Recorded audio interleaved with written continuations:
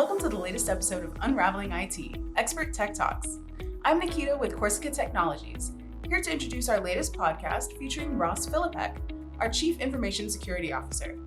In March 2024, Ross joined industry analysts at the IHL Group for an illuminating webinar on strategic technology and IT outsourcing for mid-market companies. Listen into this week's episode to hear our take on the top cybersecurity trends and threats for 2024. Enjoy!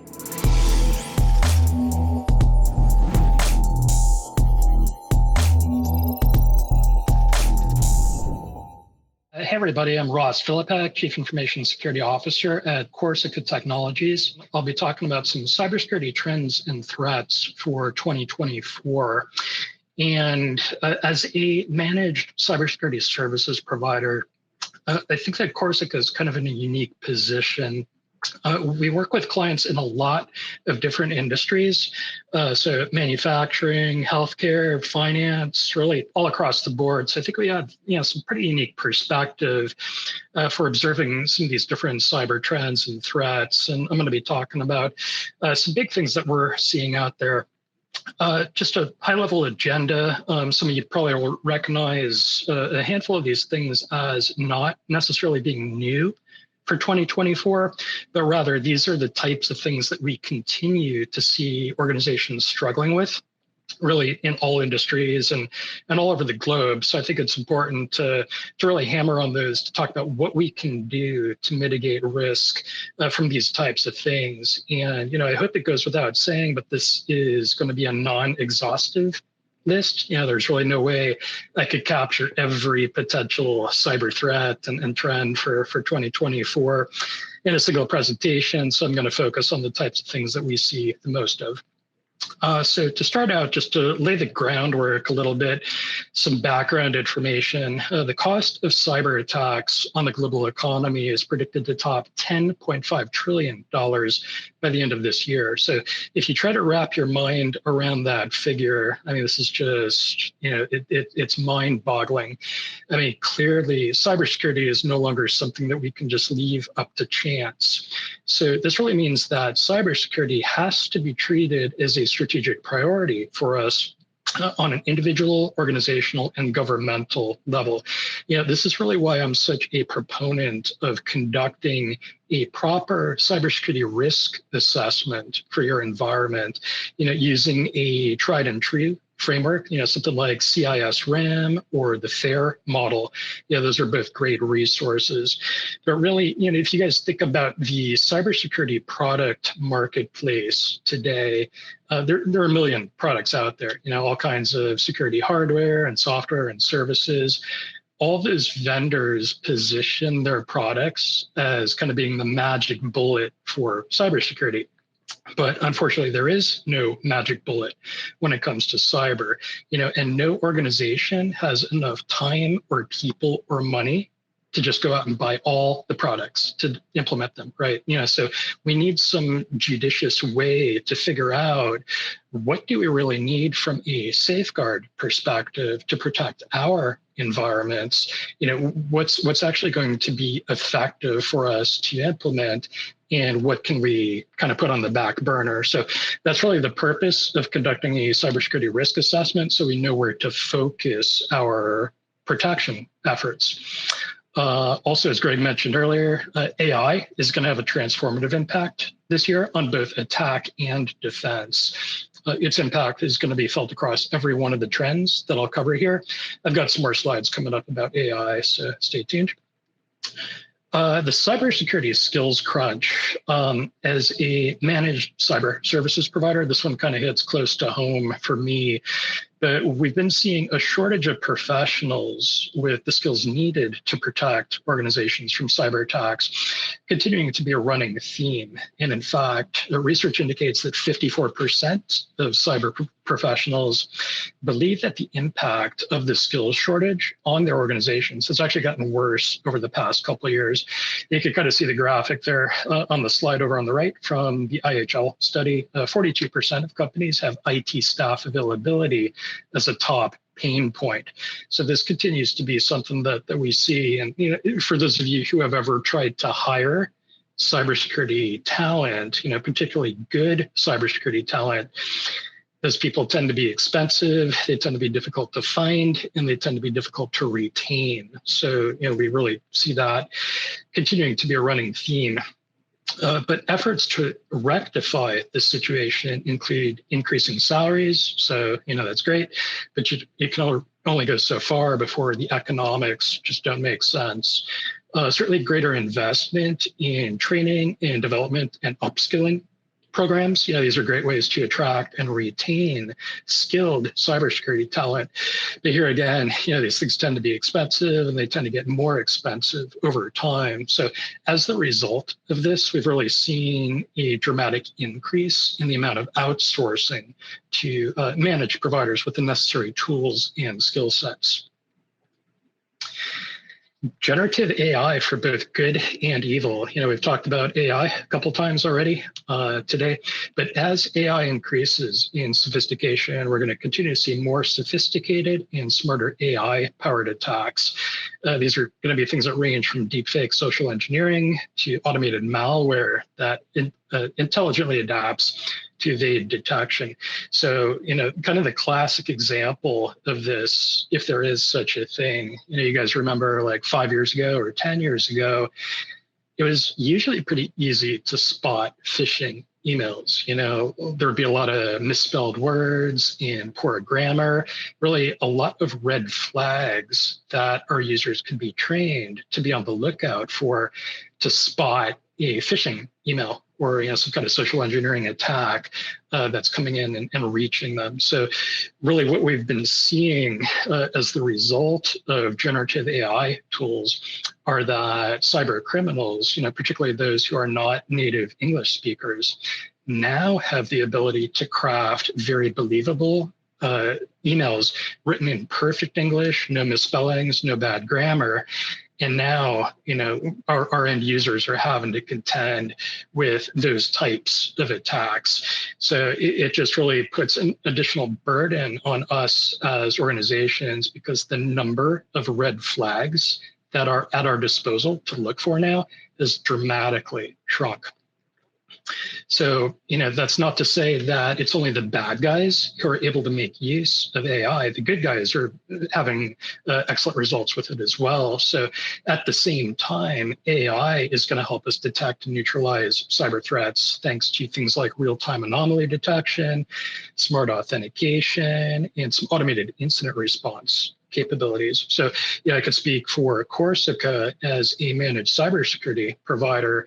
Many of the tools that we use to deliver our cybersecurity services and the tools that our security operations center uses to monitor those tools and those services already make heavy use of artificial intelligence. So they just really help our SOC analysts be much more efficient and effective and accurate when it comes to investigating and triaging cyber attacks. So I think, definitely some strong advantages for AI for the good guys as well. So what we can say is that if cyber attacks and defense this year is like a game of chess, then AI is the queen.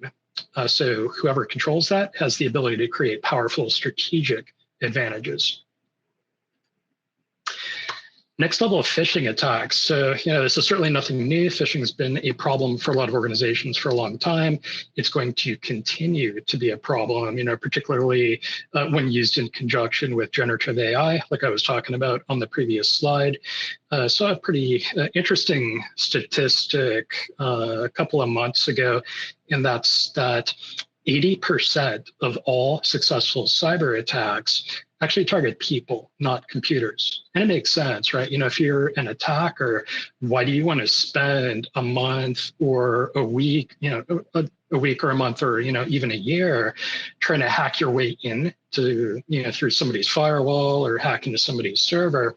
Well, you could just phish their employees and trick all those people into giving you their usernames and passwords. Attackers like to work smart, not hard. So certainly they're going to continue to hammer away at phishing until we get better at detecting and stopping it. So the response to this, kind of like I implied a second ago, is that it'll largely revolve around organization-wide awareness and education. So continuing to be aggressive about security awareness training for our employees, it's just going to be so critical to do. For many clients, I recommend that if you're in a position right now where you're doing like a big batch of annual cybersecurity awareness training, look at splitting that up over the course of the year. So maybe move to a quarterly training model with a smaller volume of training courses. And the reason that tends to be more effective is that, as long as we can routinely get this training information and testing in front of our employees, that tends to keep these concepts fresh in memory, and people are less likely to kind of put it on the shelf and forget about it. IoT cyber attacks. So some of you probably recognize IoT. IoT is the acronym for Internet of Things. So when I talk about IoT devices, I'm talking about really any electronic gadget that connects to our network in some capacity, but doesn't actually have a human user sitting behind it. So, you think about nowadays refrigerators and toasters and smart TVs are a great example. All these things, people buy them and then they connect them to the network and then they tend to forget about them. So over time, a lot of these things wind up missing firmware updates and security patches. And really what that does is it just really increases what we call the attack surface for our organizations. It gives those potential attackers a lot more that they could potentially grab onto and hammer away at to try to breach our environments. In addition, with the work from home revolution continuing, the risks posed by workers connecting or sharing data over improperly secured devices is going to continue to be a threat. So, I would imagine most of you, certainly back during the pandemic, had a lot of employees working from home, probably using personal devices, connecting to your business environments across infrastructure that your IT department didn't necessarily have visibility into or the control over. So that caused a lot of problems for a lot of organizations. Cyber resilience. So I think two terms that a lot of times get used interchangeably, but really mean two different things, are cybersecurity and cyber resilience. But the distinction, I think, is becoming increasingly important. So while the focus of cybersecurity is on attack prevention and detection, the focus on cyber resilience is on response. So some of you may have heard the adage that it's not a question of if you get breached, it's a question of when you get breached. So from the cyber resilience standpoint, the more effort we can put into preparing for that inevitable breach, in other words, sitting down and taking the time to develop a proper incident response plan, and then periodically testing that plan to make sure it's doing what we need it to do. All the preparation we can do ahead of time is just going to make life so much easier for us if we ever end up needing to respond to a breach. So very important to do, going to be crucial going forward. Less than zero trust. Some of you may be familiar with what is called some of you may be familiar with what's called the zero trust framework. This is a model of network architecture that stresses that there's really no perimeter within which the network activity can be assumed to be safe. So really what that means is, you think about 10 years ago, a lot of organizations were set up so that if employees were physically working in the office, you had people coming in and working in their offices or out of their cubicle. A lot of times we set those up so those people could bypass things like multi-factor authentication and many of the other cybersecurity controls that they would otherwise have to go through if they were trying to connect from the outside, right? So what zero trust says that we do is kind of flip that model on its head. And it says that we should assume that all of the devices in our environment, whether they're the devices in our offices or the devices that our users are using, to connect from home or from hotel rooms, we should assume that all those things are compromised. So we're going to take other measures to protect our organization's data. And generally that amounts to very granular, very accurate authentication and authorization mechanisms for that data. But for those of you who are familiar with CISA, that's the US government's Cybersecurity and Infrastructure Security Agency, they recently put together a really great white paper on zero trust architecture that does a fantastic job of explaining what that is conceptually. So, if that's the type of thing that interests you, I'd really encourage you to check out that CISA white paper. It's a great reference. Cyber warfare and state-sponsored attacks, these have been going on for a long time. They're not going to let up anytime soon. And I think for the rest of the rest of our existence, we're going to have to continue to deal with these things. So certainly the war in Ukraine has exposed the extent to which nation states are willing and able to deploy cyber attacks against both military and civilian infrastructure. And that we're not just seeing that in Ukraine, certainly with Israel and Gaza, this is a big deal as well. Going forward, wherever military operations take place around the world, they're going to go hand in hand with cyber warfare operations. If physical warfare and cyber warfare are going to be inseparable, they're always going to go together.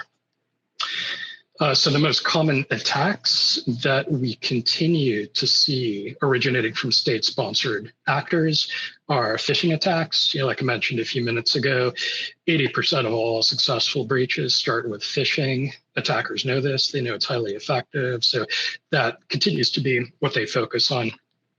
So being able to gain access into their victim environments to do disruption and espionage, and even things like denial of service to knock systems offline, that tends to be the hallmark of these state-sponsored threat actors. Separately from warfare, though, we've got major elections coming up this year in the US and the UK and India, and we can expect to see an increase in cyber attacks that are aimed at disrupting those processes. And lastly, we are continuing to see a trend toward soft skills becoming increasingly essential for cybersecurity professionals. So, I can tell you, 10 years ago, 15 years ago, when we would hire a talented, cybersecurity engineer, chances are pretty strong that we'd end up putting him or her in a closet someplace and just having them focus on malware analysis or, doing the technical things to detect cyber threats in the environment. And that worked well for that time. But, if you think about today, cybersecurity is just so tightly woven into all of our business processes and all of the information technology that we use across our organizations. It's just becoming so important for those who are tasked with cybersecurity for our environments to be able to communicate effectively with all the rest of our employees. So, yeah, certainly the soft skills, we definitely put a premium on. And I think, unfortunately, a lot of times, that just continues to make it more difficult to find people who are able to do what really needs to be done. But yeah, certainly this is going to be a trend that continues and is just going to get more important as the years go on.